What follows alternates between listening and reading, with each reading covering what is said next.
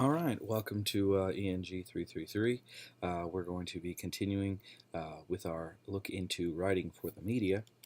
Really kind of a quick overview. I know we've been covering blogging over these last few weeks, and obviously we've been talking about 3221, three chunks, two external links, two internal links, and one graphic and or video.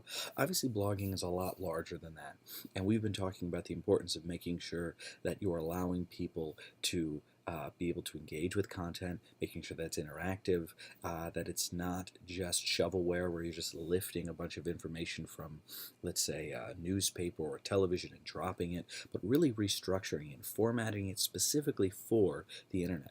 Today we're going to be talking about copywriting and the importance of it not just being content, but really propelling people into taking action. We want to motivate action through the writing that we do. And then we'll be diving into screenwriting. The importance of being able to tell a story, whether it's through television, whether it's film, whether it's webisodes, whether it's a documentary, whether it's a promotional video. Usually, not always, but oftentimes you have some sort of character, there's some sort of goal, a conflict, and a resolution. But this week we're really going to cover copywriting. Copywriting is something that you see almost every single day of your life, whether you're looking at a magazine or you're reading a newspaper or whether you're online. You don't even really know it. A lot of you probably wouldn't even think about it. Or even maybe be able to articulate what it is. But as we go through this, I guarantee you almost all of you are going to go, oh yeah, okay, this makes sense. This isn't probably going to be anything new today, but what it will be is probably will be defining some terms and maybe helping you formulate some ideas about how you may be able to appropriate copywriting as you move forward. So first, copy. The term copy in this context just means matter to be printed, the text of an advertisement. That's all it is. A lot of times when you have an advertisement, there's some sort of graphic, some sort of image, some sort of photograph, but a lot of times there is text, right? There are words on it. That's what people are talking about when they're talking about copy. Now, specifically copywriting, here's a nice definition of it. The art and science of writing copy, words used on web pages, ads, promotional materials, etc., that sell your product or service and convinces prospective consumers to take action. I'm going to say that again. That sells your product or service and convinces prospective consumers to take action. It's not enough just to have words. It needs to propel them to want to be a part of the experience, that they want to spend money, that they want to be literally a consumer of your product. Now, probably one of the greatest companies in the world is Coca-Cola. From their color to the font of actual Coca-Cola to their ads, it's incredibly recognizable around the world. Now, what's interesting about these two ads is there's actually no copy. What you see here is you see the color red. You actually see somewhat of a graphic, right? One is kind of the carbonation, one are the actual bottle, and then you see the word Coca-Cola in its very, very famous font. But again, there's no text to inspire us to take action. Now, these are, of course, advertisements, but there's no copy. Here's an example of some classic copy.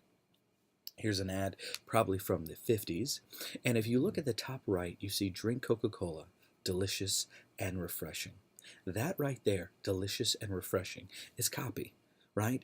It's making us think about, okay, it's going to taste good, but it's refreshing. It's inspiring me to take action. I want to buy a Coke, not just because of the word Coca-Cola or because of the image of the bottle or because of the color, but because of the words that are being used. And at the bottom, we also see a little bit more of an elaborate approach to copy, ice cold every day in the year. Days are hot, Coca-Cola is cold, right? Obviously, it's a little bit dated in its approach, but at the same time, it's trying to communicate something through words. Now, this is very, very important for our current medium because when you think of working online, especially if you're building a website or if you're working with a company or even a church, right? Literally, I'm a part of a church, or I was a part of a church for many, many years, and they had there was a phrase. It was helping people find and follow Jesus. That's copywriting, okay? So when you are thinking about the potential, you may say, well, I'm not an advertisement. That's okay. If you are working in media at all, with churches or companies or nonprofits or businesses, or even you're just an artist trying to make film or music or graphic design, copywriting is essential. Also, it can be rather simplistic and minimalistic. Open happiness. Well, obviously, you're not literally opening happiness, but the concept is that Coca-Cola is calling you to happiness, and they're saying that their product will bring you happiness. It's the real thing. Probably, I'm assuming, especially with this older ad to the right, there probably were many imitations that were coming out. And so sometimes it's about a larger ideal, like opening happiness, and sometimes it's calling people to the realization that your product is the real deal. Now, some things just to be mindful of. Copywriting, creating words that cause people to take action. Again, you're going to hear me say this so much, you're going to be tired of it, but it really is important because sometimes people have a cool slogan or they have something that's rather clever, but again, does it really call people to be a part of something? Because if you're thinking in advertisements, advertisements in a sense aren't just art, right? If I were to paint a beautiful picture of a flower and I were to put it on the wall, does it really call you to action? But if I were to show you a beautiful image of someone drinking Coca-Cola with a great tagline, it makes you want to what? Go get a Coke. Okay? So again, even though Marshall McLuhan said that advertisement is the 20th century folk art, while that's still a very interesting idea, and if you don't know who Marshall McLuhan is, I highly recommend looking up his work on The Medium is the Message. But at the same time, what I really, really want you to understand is that while I want you to create great art, while I want you to be thoughtful of the content you create, and I want you to be engaging in different things, whether it's socially, politically, theologically, this is the closest thing we're going to be talking about when it comes to advertising, right? You don't just advertise to advertise. You advertise so that people will take action to buy your product.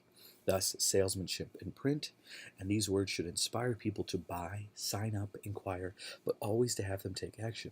Even if right now, when you're thinking of politics, you're thinking of election years, people just getting someone to sign up, right? Vote, rock the vote. People constantly want people to engage in the political process, and that in itself is copywriting. So again, just so you know a little bit of a difference between, obviously when you're thinking of journalists and even bloggers and novelists, those would be considered content writers, right? You are informing us. Your blogs, 3221. Hopefully it had 3 paragraphs, had internal links, external links, and a graphic. But it was content heavy. You were giving us a lot of information. You might have been selling an idea. You might have been promoting an idea. And you might even be wanting us to take action. But it was hopefully very rich in content. Copywriting isn't always that way. It could be a tagline. It could be it could be a paragraph, what have you. But really the idea is that you want to make sure that it's concise, to the point, and it's calling people to take action in some way.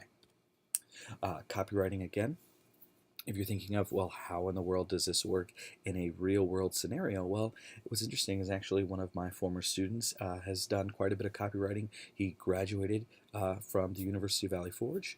He then stepped into working in, I believe he was working with a production company in Philadelphia, started doing some freelance work in video, found an opportunity to do some copywriting, was really kind of able to diversify his portfolio that way, and I've just been really, really excited and proud of him that he was able to take some of the knowledge that he had when it came to blogging and advertising and screenwriting and really parlay that into a nice side business. So there is an opportunity, especially if you're interested in marketing, and you're interested in advertising, to continuing your skills in copywriting. We're really going to just brush over it, to be honest with you. We're going to spend about a week on copywriting. That's really not what we do in this class, but I've added this lecture because I think it's essential, considering where things are going online, for you at least to have a working knowledge of some terms and ideas.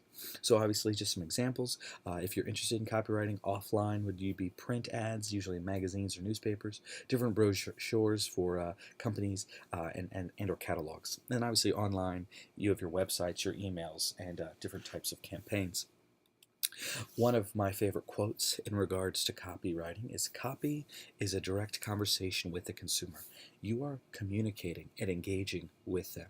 You want to make sure that they are thinking, not just seeing the product, but they are thinking about what would it be like for them to participate with the product. and or with the idea. That's essential, right? Um, and really, if you think about the modern era of media, it's really the interconnectivity, the social media aspect that's taken off. So this concept of a conversation is very much happening today in social media. Thus, I think it makes sense that we could appropriate that when it comes to copywriting. Now, Clairol had Does She or Doesn't She, which is actually a pretty classic ad. And this tagline was hugely successful for Clairol and was used for years. It asked the question, does she or doesn't she dye her hair? That's how good the product is, right? The question of, can you tell? Copy is about putting words to images to help sell them and cause people to act. In this case, the action is purchasing a Clairol product. Um, it's just kind of interesting that it is kind of a question. It's a dialogue. It's a conversation, right? It's like if you were with a friend and you're saying, does she or doesn't she dye her hair, right? That's how good this product is. And what's interesting is you see over the years, obviously, it found a kind of a different iteration, but its success was able to cross many different boundaries, barriers, and was really part of their marketing campaign for many, many years. Now, over the next few minutes, it's going to get a little serious, but I wanted to take some time because, as a believer and as someone who wants to hopefully be socially motivated and serve our neighbor, I believe that copywriting isn't just a commercial endeavor. Sometimes it is about taking action, and sometimes it's about socially motivated and political issues. The next few images are a little bit intense. I just want to kind of warn you, but I think it's important to talk about it. Copywriting is not just commercial. Here's a very, very powerful image. And the copy says, he has his mother's eyes. Now, it's a really devastating statement and a devastating image. And obviously, when you say he has his mother's eyes, you usually think he has the color of his mother's eyes, or maybe the shape of his mother's eyes. But the power of this image, paired with this line, with this statement, with this copy, shows and speaks to the horrible reality that is spousal abuse and physical violence that happens in the home. And so sometimes, if you are someone interested in copy or interested in making a statement, there's real power when it comes to copywriting. I think this image by itself is incredibly powerful, but when you couple it with he has his mother's eyes, it really does kind of wake up the reality that it's not just this young man who's experiencing abuse, but also his mother. Another thing to be mindful of is when you think of social media, you think of the way in which we engage so highly.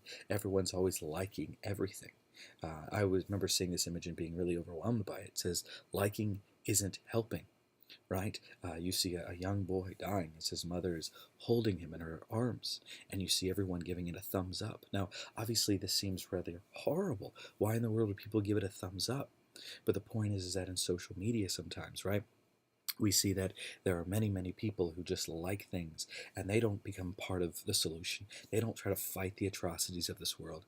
And so copywriting in that sense is a very, very powerful tool because this image by itself seems really strange. And yet the perfect tagline, liking isn't helping, completely helps explain and give power to this image. Another one is obviously the concept of you are not a sketch. Sometimes when you think of fashion, you think of high fashion and some of the way in which women are represented, or even the ideas that are presented to them through magazines and through the fashion industry. This perfectly does a juxtaposition that if women actually, quote unquote, were to look the way in which they're drawn, it would be incredibly unhealthy. And that's the power of these two images with this great tagline. Another really powerful image is if you look at, this is obviously someone holding a gun, and this is a really creative way of making a comment, right? So if you just have this as a poster, it looks like, some serviceman or someone with a large rifle. But then if you were to actually put it on this column, you see that actually the barrel comes all the way around. And the tagline is what goes around comes around. Kind of if you live by the sword, you die by the sword. Now, that in no way do I want to make a comment about just war or our military. I'm actually spent a long time in Norfolk, Virginia. I have many, many friends in the armed forces. I love our armed forces. And yet I think this is a very interesting statement and a powerful statement. It shows the importance of image as well as copy.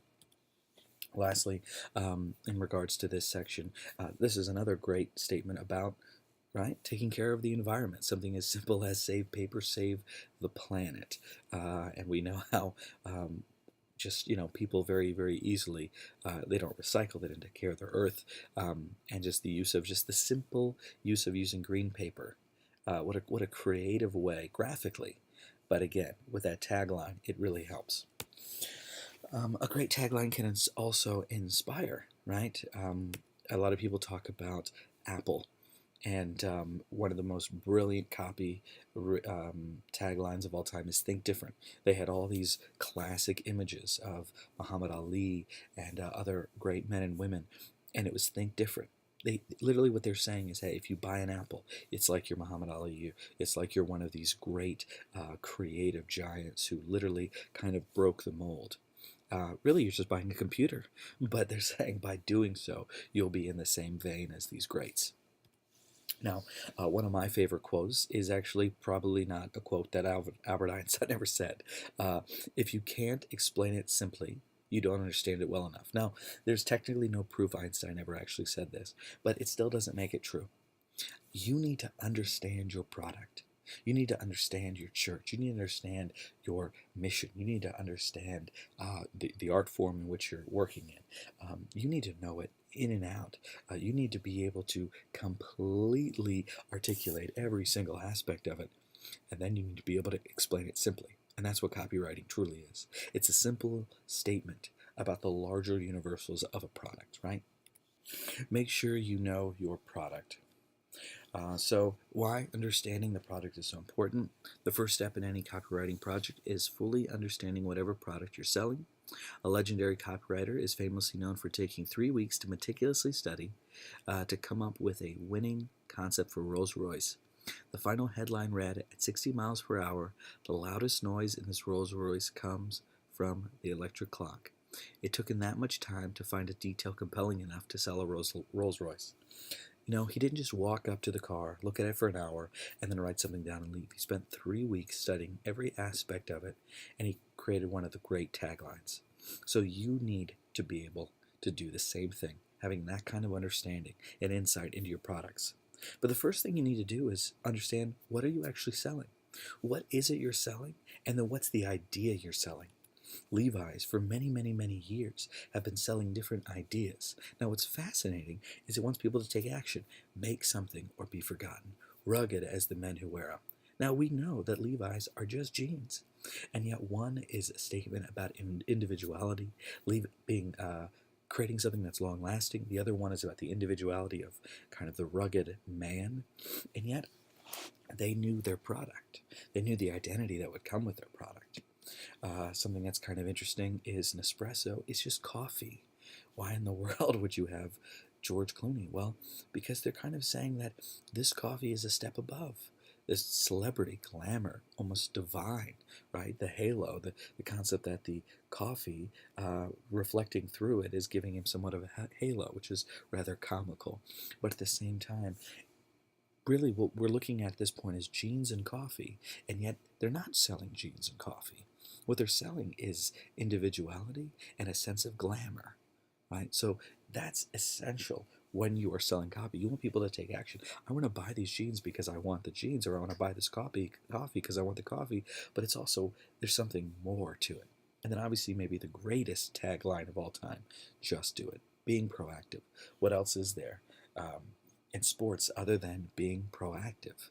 And that's what Nike was able to do, and to this day, I can't think of a greater tagline. So as you work through these ideas, I've given you a couple of, I've posted actually a couple of these videos. I highly recommend, actually I think it's required for you to watch this great video on copywriting, and then there's a nice example, or excuse me, a video on with some examples and some advice. But as you're working through copywriting, I would highly recommend just going through a magazine or going online and just kind of looking at different ads that pop up and just try to find the copy and see what are they trying to communicate, what are they trying to say to you, and then how can you appropriate that when you yourself get out into your specific fields and create content.